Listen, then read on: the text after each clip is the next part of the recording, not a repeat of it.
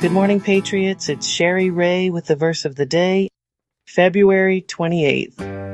Then Joshua built an altar unto the Lord God of Israel in Mount Ebal, Josh 8:30. There were two mountains in Israel, actually in the midst of the country, which were to be dedicated to the Lord.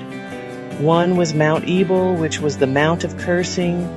The other was Mount Gerizim, which was the Mount of Blessing.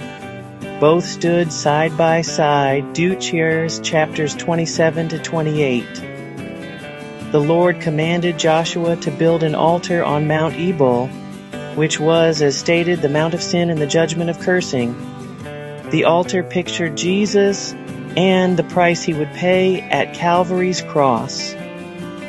The altar was to be built of whole stones, which meant that no tool was to embellish the altar, which means that Calvary, and what it stands for, is never to be changed.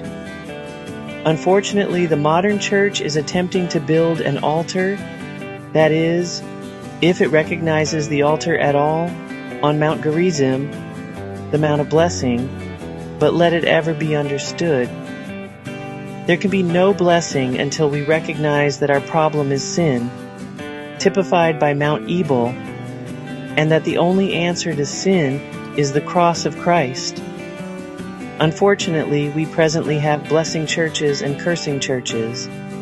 To major in either one to the exclusion of the other is wrong. The church that is biblical will understand that sin is the problem and the altar is the answer. That being done, the blessing will abundantly follow. Otherwise, there is no blessing.